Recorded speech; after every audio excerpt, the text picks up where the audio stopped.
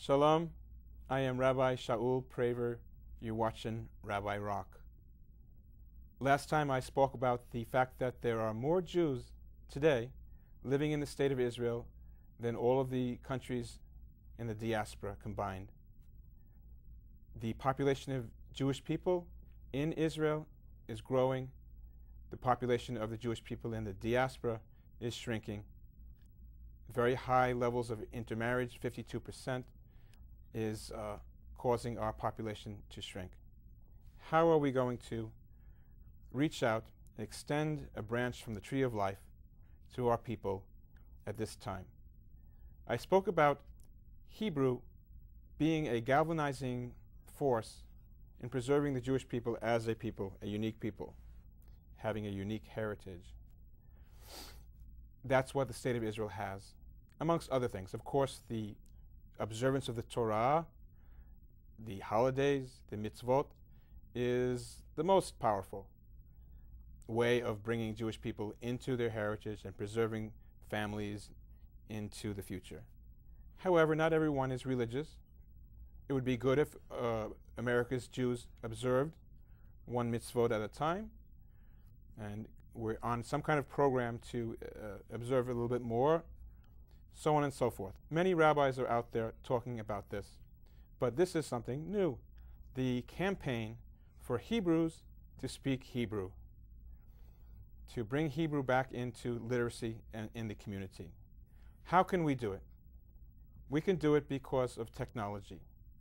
It is possible for us to conference with one another throughout the world.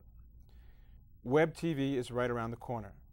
What we can put up on the internet, on websites, we could put archives of Hebrew lessons that is available on all different levels and all different manners of presentation. And a person can access that at any time in the day and place themselves in the atmosphere of Hebrew. We can access Israeli TV.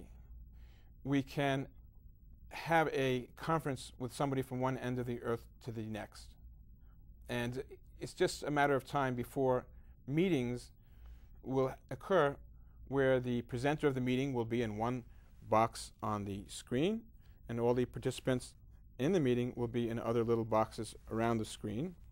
And you don't have to travel to Europe or to wherever your company is sending you. You just have to beam up at a particular time where the meeting is taking place, and people are able to talk to one another. We have this already on a one-on-one basis with a webcam, and all this stuff is just coming around the corner. So the point is that Hebrews must speak Hebrew, and since we are all spread out all over the place, the community is going to be galvanized through the web, through the World Wide Web, through the use of education that becomes available, which will be sponsored by people that believe in this vision. They will come up with the seed money to make these things happen.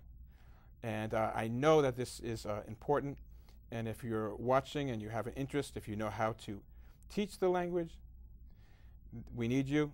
And if you believe in this project as far as helping me bring it off into something that's real, I'd be interested in speaking with you.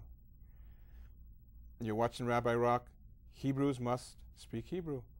And today we have a wonderful guest again, Dr. Herbert Ausubel, talking about the history of our people, and not just the history, but the life that it represented, and he really does bring it to life. And I welcome you back once again to Rabbi Rock. Shalom. Shalom. Now, today you're going to assume another persona, and that is Henry de Palant. Hello, Mr. Palant. It's nice to see you. What's happening in your world today? Well, I'm going to be speaking in 1920. Okay. At that time, I was well into my 50s. And what I'd like to do is tell you about how we celebrated the Shabbat in my youth, which is half a century ago, in an Orthodox Jewish household in Minsk.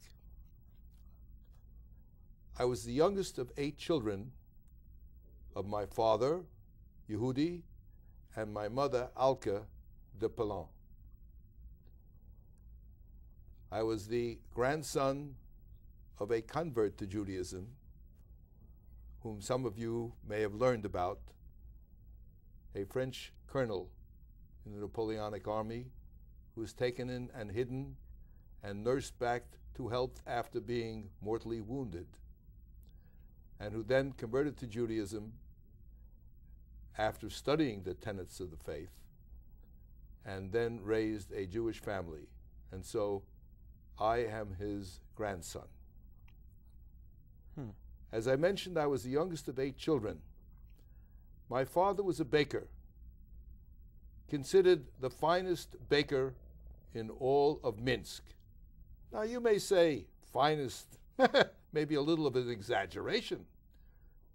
But if I tell you how he got his reputation, perhaps you will believe me. The family had moved into Minsk from the area of Chomsk, a smaller community.